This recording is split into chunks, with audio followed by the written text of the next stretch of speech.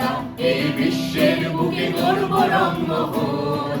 সৃষ্টির নবমন্ত্রে মোরা করব দিন বদল। এসো আজ শিল্পী, এসো স্রষ্টা, এই মঞ্চে হাত মেলাই। এসো আজ শিল্পী, এসো স্রষ্টা, এই মঞ্চে হাত মেলাই।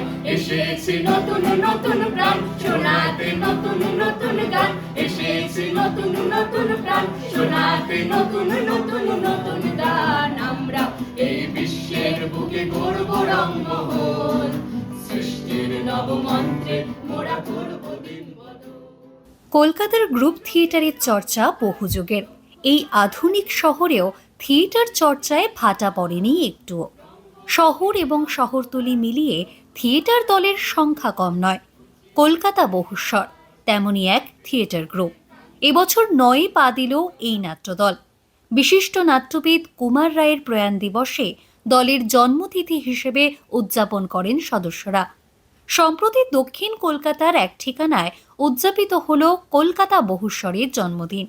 প্রতি বছরে দলের জন্মদিনে অন্যান্য আয়োজনের পাশাপাশি নানা প্রজন্মের নাট্য ব্যক্তিত্বদের আমন্ত্রণ জানানো হয় থিয়েটারের নানা বিষয়ে আলোচনা করার জন্য। এবছরও তার ব্যতিক্রম হয়নি। থিয়েটার নিয়ে নিজেদের অভিজ্ঞতা ভাগ করে নিতে সেই সন্ধ্যায় উপস্থিত ছিলেন কমলেশ্বর মুখোপাধ্যায় এবং সন্দীপ ভট্টাচার্য। অনুষ্ঠান শুরুর আগে তারা কথা বললেন এই সময় লাইভের সঙ্গে। জবাব দিলেন থিয়েটার সম্পর্কিত কিছু প্রশ্নের। ওটিটি আর মিনি সিরিজের যুগে গ্রুপ থিয়েটারে টিকে থাকার প্রতিযোগিতা কি কঠিন? এক্স্যাক্টলি গ্রুপ হিসেবে থিয়েটার মুভমেন্ট থাকবে কিনা আমি বলতে পারবো না। হ্যাঁ, অনেক অনেক দল রয়েছে, আমাদের নিজেদেরও দল রয়েছে এবং সবাই চেষ্টা করছেন। আমার ধারণা নিশ্চয়ই থাকবে। বাণিজ্যিক যে বোর্ডের থিয়েটার, সেই থিয়েটারের থেকে এখন অনেক পরিবর্তন হয়ে গেছে সবটা, এবং সেটা মানুষ সঙ্গে রয়েছেন বলেই সম্ভব হচ্ছে শো করা বা ইত্যাদি। আমার বিশ্বাস যে গ্রুপ থিয়েটার থেকে যাবে, আরও দীর্ঘকাল থাকবে। তবে একটা বিষয় হচ্ছে যে ওই যে একটা একসঙ্গে সবাই মানুষ তো আস্তে আস্তে বিচ্ছিন্ন হয়ে যাচ্ছেন, তো ওই একসঙ্গে যে একটা প্র্যাকটিসের মধ্যে থাকা, এটা খুব গুরুত্বপূর্ণ, এটাকে টিকিয়ে রাখতে হবে। ব্যাপারটা এমনই যে এটার সঙ্গে এইটার মানে ওইটার সঙ্গে এইটার প্রতিযোগিতার কোনো জায়গা নেই।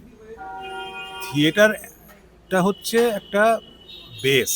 থিয়েটারটা কি বলবো, ওটা একটা বেসিক জায়গা যেখান থেকে অভিনেতা বলুন বা ডিরেক্টর বলুন বা ডিজাইনার বলুন, এরা উঠে আসে এবং তারা গিয়ে আলটিমেটলি মানে অন্য মিডিয়াতে, যেমন মানে ফিল্ম বা টেলিভিশন বা ওটিটিতে গিয়ে তারা যেটাই করছে তার বেসিক কিন্তু থিয়েটার থেকেই আসে।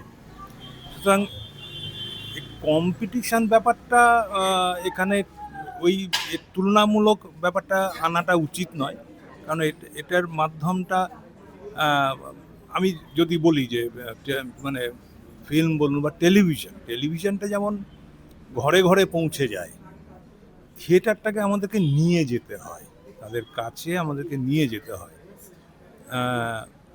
কিন্তু তাই বলে যে থিয়েটারের কি বলবো গাম্ভীর্যটা হারিয়ে যায় তা কিন্তু না। গ্রুপ থিয়েটারের প্রতি নতুন প্রজন্মের আগ্রহ কি কমছে? নতুন প্রজন্মের তারা তো আসছেন এবং ভালোভাবে পার্টিসিপেট করছেন।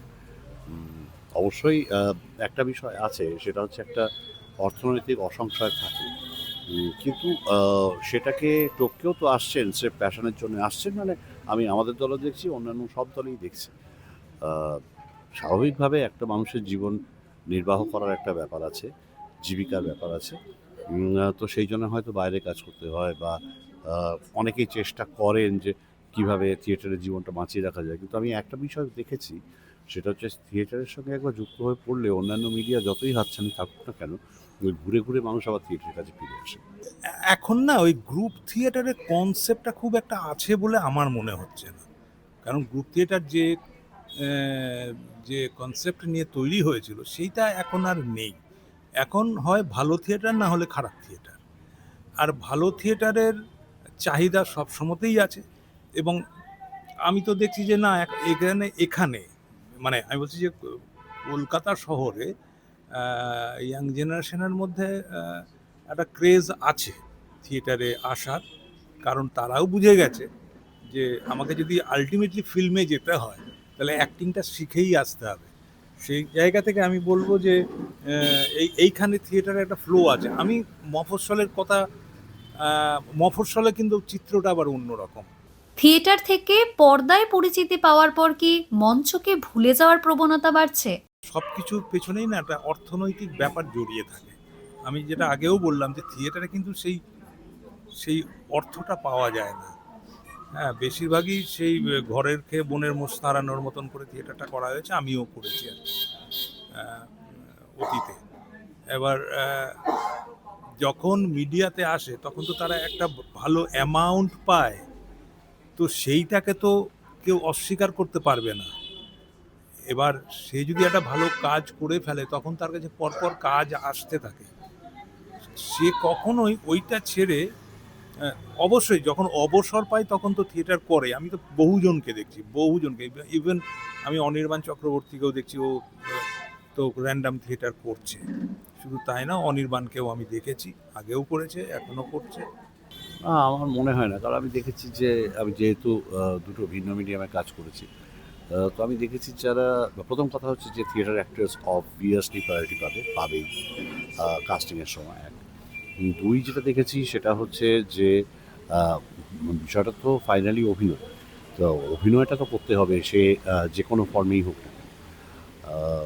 সুতরাং থিয়েটার সবসময় আমাদের কাছে অনেক বেশি প্রায়োরিটির একটা বিষয়।